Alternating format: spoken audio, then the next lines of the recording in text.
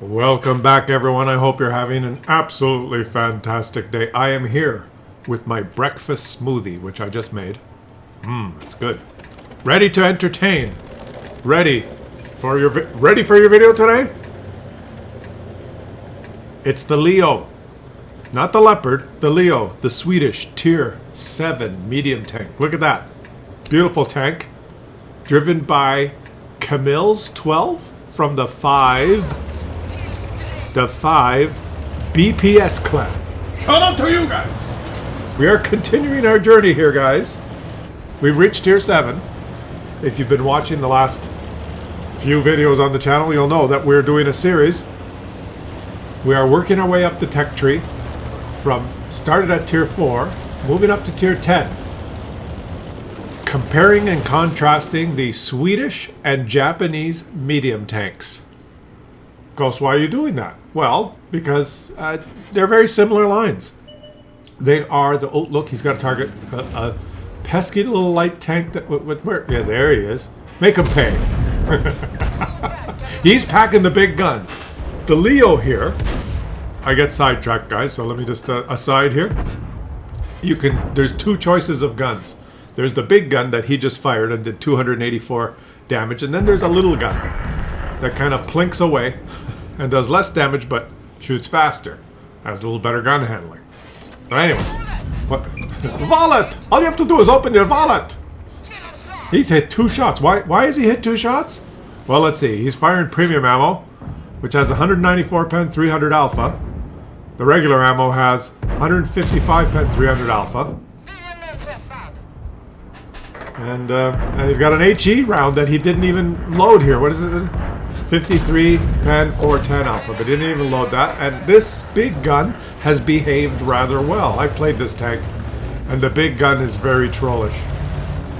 But anyways, why are you comparing the Japanese medium line, Japanese and Swedish medium lines? Well, because those are the two lines that lead to the best Tier 10 hull down ridgeline medium tanks. We've already done a series comparing the British and the American medium tanks. You can find that on my channel if you search.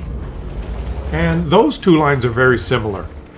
The American and the British line, both kind of squishy, largest. What's the word? Largy, fairly large tanks with okay turrets and decent gun depression. They're very similar all the way up the line. And they used to be the best hull down tanks in World of Tanks when the game was just starting, but now there's a new king on the block.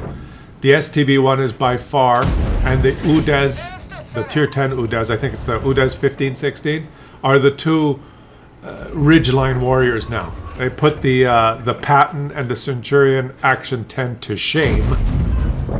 So, if you're interested in getting one of the best Ridgeline warriors in the game, you have to grind either the Japanese line or the Swedish line. And then you're rewarded with the amazing Tier 10. But what's the journey like? What is the journey like? Well, this is what the journey's like. That's what we're doing in this. Now the gun is behaving kind of like it behaved for me. He's missing all his shots. He's using the bush. He doesn't want to get detected. Now aim it carefully. Aim it carefully. Oh. He got the spotting assist. He got 511 spotting assist. He's equipped this thing probably with binocs and good spotting stuff. He's got all the skills and the stuff. And now he wants to shoot the T-29. Do it. Do it. Okay. Do it. Do it. Do it. Yes, yes. Now do it. Do it. Do it. Do it. You want to do it. Do it. Boom. Is he low rolling everything? No, he rolled 459 on a Skoda a little while ago, but there's a lot of shots under 300 damage here.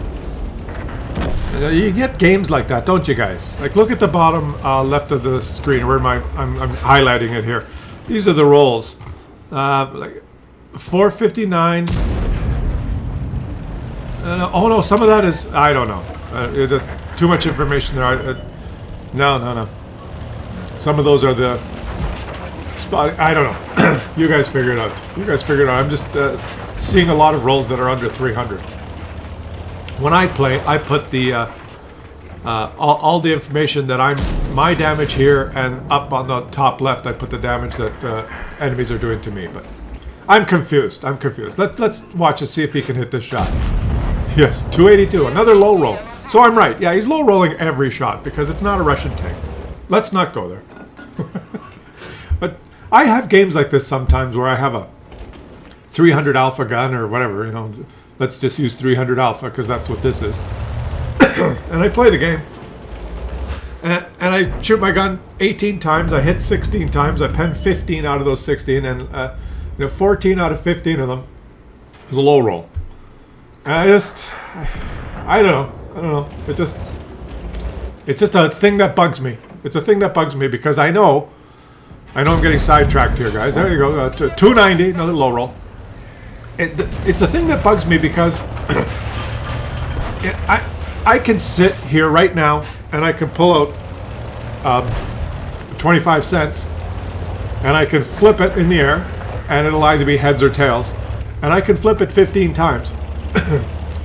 And I guarantee that if I flip a coin 15 times in the air right now, I can do it, I'm not going to get heads 15 times. I'm not going to get heads 14 times. I'm not going to get heads 13 times. I just will not. I have a better chance of being hit by lightning. I have a better chance of winning the lotto. Well, maybe not. Someone has to do the math on that. I'm speaking just off the top of my head. Let's take a shot here. That was a little fire. That was a high roll. You know what I'm saying, guys? So, anyways, let's see. Maybe it'll average out here. Maybe it'll average out as he plays this game. Maybe he'll get some rolls over 300. But that kind of stuff always irks me about this game. It's almost like your cards are dealt. You know, like when you're playing poker or when you're at the casino, and they deal the cards for Texas Hold'em, and the dealer deals a 2-7. Oh, 352. There, it's averaging out. It's averaging out. Okay.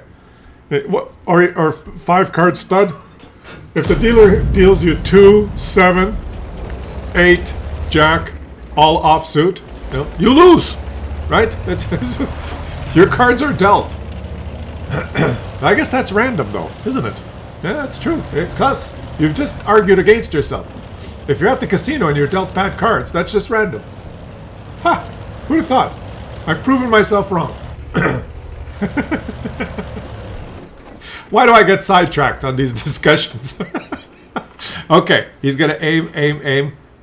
He's got a little lower. Oh, no, good. 309. That's averaged out, guys. That's averaged out. It was just a little bee in my bonnet.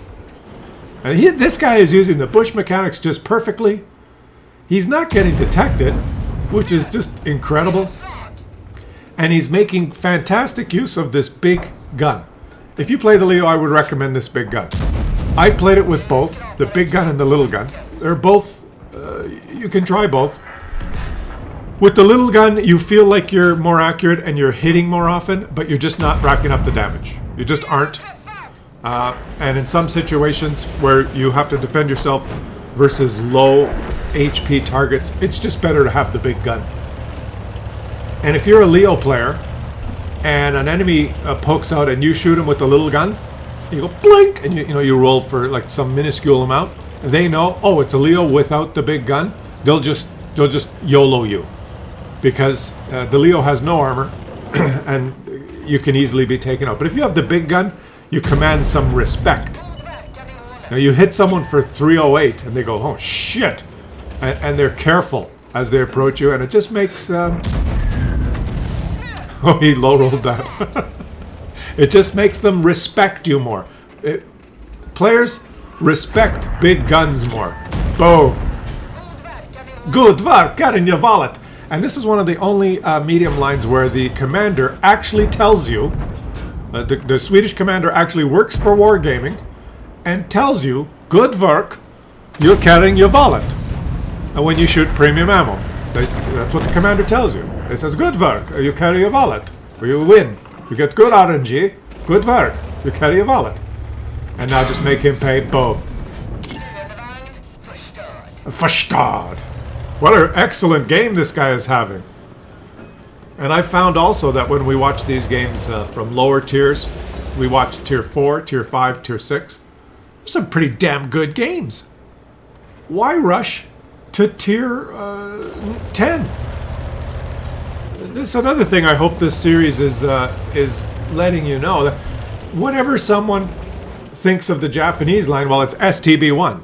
That's why you grind the line. You got to get an STB1. If you're in a clan or, if you just want to play tier 10, STB1, best hull down tank in the game. Or other people would say, no, it's the Swedish, it's the UDAS 1516. And that's it. That's all they think of. They just grind with the mentality of getting that tank. And when they grind, a lot of times they're just rushing through the lower tiers with maybe boosters on. Maybe you're just starting your crew and you're starting at tier 4. So when you're playing tier 4, 5, 6, 7, maybe even 8, your crew isn't that good yet, but you're just plowing your way through. Once you get the tank, once you get all the XP for the next tank, you don't play any more games. You immediately buy the next one and you move up. Then you sell the lower tier one. You're just on a mission to grind up there. And what that does is you never get to play the lower tier tank fully elited. And then you have to grind field mods. People don't bother to move to the next one. So you never get to play that tank with the field mods, fully elited, with your crew getting better and better, right? With good equipment, maybe with a little experience on how the tank works. If you get to one that you particularly enjoy, what's wrong with spending a little time there, or maybe leaving a good crew in there, getting the field modifications and getting it fully decked out, and then maybe using it as your go-to tank for a little while you're grinding other stuff or doing battle pass or doing whatever missions, or when you start playing your tier 10s and you have a bad session where you got a 13% win rate after 8 games or something. I don't know if the math works on that. And you think, it's just been terrible. Go to your tier 7 tank that you particularly like, that you have it really decked out well. It can turn things around for you. Anyways, he is playing against a formidable opponent here. Burask, who's on 6 kills, because the Burask is overpowered, guys. The Burask has him, he's invisible, and he can just shoot him without any fear of being spotted, because it's just an overpowered tank. Even though this guy has fantastic view range, somehow the Burask spotted him and bushed himself, but the Muppet didn't run away. The Muppet didn't run away. Why? He did. No, he didn't. Yes, he did. No, he didn't. Yes, he did. No, he did not. The Muppet didn't run away. Good work. You're catting your valet. Very satisfying to see him kill that Burask at the end. Look at these results, guys. He aced the tank. He did 5,789 damage with 2 kills. And you can do the Russian math here, but he spent a lot of credits on his premium ammo, but he penned most of his shots. So, well done. Now, so far in tier 4, 5, and 6 that we've watched in the last 3 days, those videos, we've noticed that the Japanese and Swedish medium tanks are very similar. Not the case in tier 7. What is this? The abominable Chi-Ri, which is kind of like the black sheep of the family. This tank is nothing like the Swedish one that we just watched, and in fact, it's nothing like any of the Japanese other mediums. It's weird. The Japanese line so far has started at tier 4 with a little box-shaped tank. Tier 5 was a little bigger box-shaped tank. Tier 6 was a little bigger box-shaped tank. And now, tier 7, it's an even bigger shoebox-shaped tank. So that's similar. I guess the shoebox just gets bigger and bigger. But now, all of a sudden, you get a tank with 3 shots. It's the only one. in Japanese heavies, Japanese mediums. All of a sudden, there's a tier 7 here that just, I don't know, he's got a gun that shoots 3 times. And he missed one, and he hit one, and he hit another one. Because the Cromwell has no idea how to play this game. And here comes someone else. What is it? Oh, it's another Cromwell. There's 2 Cromwells. I'm going to be aggressive and move in and spot. Now, this tank is so... I don't know how to describe it. You can't... It has no armor. It's a huge target. But it does have pretty amazing... Like, if he finds a Cromwell, the Cromwell's going to be pretty upset now. Those... There you go. He's pretty upset. When you rush forward in a tier 6 or a tier 5 and you encounter a Chi-Ri, watch, 1, 2, 3. Now it seems devastating, but guys, really, what do we got here? 155 pen, 130 alpha on the regular ammo, which he's shooting. Then you get 186 pen, 130 alpha, which he, the premium round. And he's got 12 HE rounds. This guy's insane. 38 pen, 100. These 12 HE rounds are a waste of time. But it's. Do you remember the Skoda, the tier 6 Skoda that has 3 shots? Is just as devastating at tier 6. But the one thing this has, like there you go. The shots are very quick. The 3 shots are very fast. Almost no time between them, and when you reload the second and third shot, you're already aimed, so you can just boom, boom, boom, really fast, which is excellent, and the reload is not that long. So, anyways, you grind the Japanese line to get the really good hull down monster at tier 10, and you just get a little aside at tier 7 where you can play. This is more similar, I would say, to Czechoslovakian medium. Like the tier 9 Czechoslovakian tank that goes, it shoots exactly like this. Boom, boom, boom. At tier 9, right? This gun handling and this kind of play style is pretty much like the tier 9 Czechoslovakian medium tank, which is weird. It's kind of a weird tank to have in the middle of the tech tree. Now, some people hate the Chi-Ri, and I hated the Chi-Ri. And I hated the Chi-Ri only because when I played it, I sucked at the game.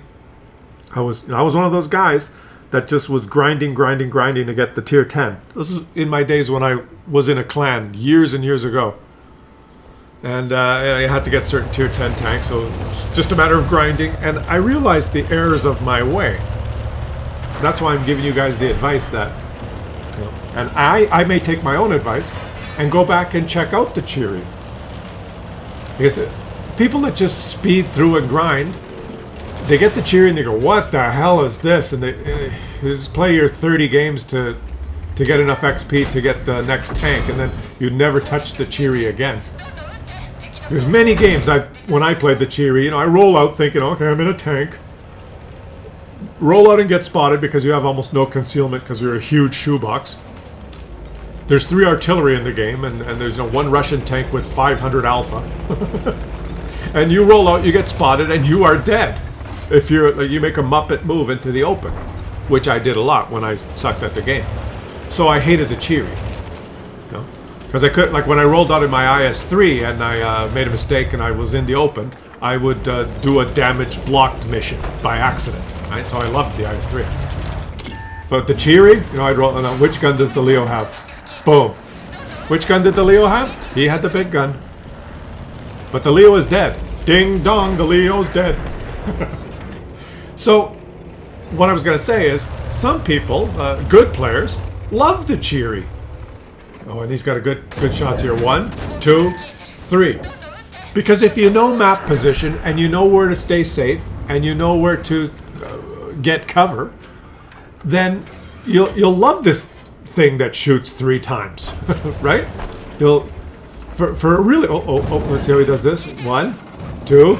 Oh, he's just trying to track him. He's just trying to track him, and he can't even do that. Okay, this gun does not even have the alpha to track this guy. Can he? What is this guy even doing? That guy's not even playing the game. Oh no, a KV2. What is that guy doing? Is that guy? course, if you're playing against Muppets. So anyways, there are good players that swear by the Chi-Ri, and they say if you know what you're doing, you can really have fun in the Chi-Ri. So maybe I'll give it another shot, you know. This guy, we didn't even introduce this guy. Unseen Banshee from the GRGR clan. No, the GRSR clan. Shout out to you guys. You got an Unseen Banshee. We just pumped 2 shots into that traveling Wilbury. Did you see how that guy was crossing at full speed and he was able to pump 2 shots into him? Because this thing just, it's beautiful. Now, I would love to get behind that AT-8 and show him a little lovin'. Do you think we could show the AT-8 a little lovin'? Oh, no, why not show this guy a little lovin'? Shoot the artillery! What are you doing? Yeah, you could have killed the artillery. He actually bounced a shot. That's ridiculous. Okay, he didn't want to sit there and shoot the artillery and take a hit from the AT-8. But now the artillery is moving faster than he is. What is going on here? What is going on? What is going on?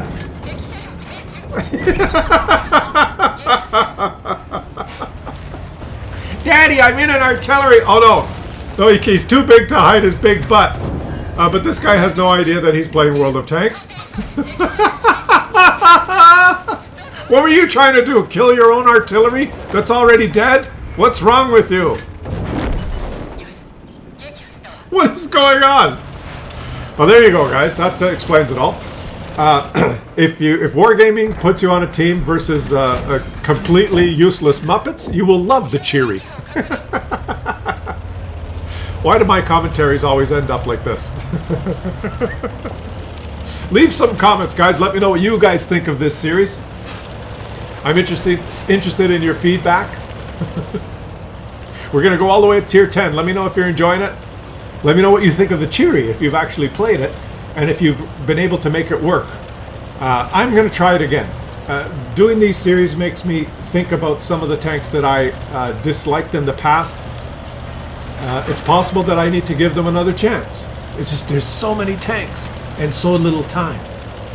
And, you know, like I'm falling in the trap again where I'm trying to grind some... Oh, he's behind you, buddy. He's behind. Look. Yeah, there he is. I'm falling in the trap where I'm trying to grind tier 10s to get all the tanks. And, you know, I just can't do it. I don't have time to play some of the other tanks that maybe in the past I didn't give them a fair shot. But this is getting a little precarious here. Can he pen this guy? Boom. Yes. Boom. Boom. Now that's only 378 damage, guys. That's only 378 damage. The Leo that we just watched takes 1 shot and does 300 damage. Okay? This guy has to take 3 shots to do, well, you saw 378, and that has a long reload, so... Well, not as long. I guess the reload is very similar. But he's got to do it in 3 shots. He's got to leave himself exposed longer than the Leo does. That's interesting. It's a strange tank. He's able to take a hit here as long as he can get behind this guy. But don't take 2 hits. He's got the little gun, guy. Look at the little peepee sticking out. Just go for it. Go for it. Go. Take a hit. Yes. And now use your big Chi-Ri mobility. And oh no, you just auto-locked. No. And his driver's dead. Oh, that's the problem. His driver's dead, guys. That's why he wasn't able to maneuver. Let's keep our fingers crossed. Shoot the big pizza stack. What is going to happen here? Oh my god. It could be a defeat. The video could end on a defeat. No, wait. There's the big tumor. No, he missed. I got him. He aced it, guys. And he got himself 4,293 damage, 6 kills, 1,727 XP. And he made credits, because he did not spam APCR like a motherfucker. Thanks for watching, guys. Leave some comments, and I will catch you tomorrow.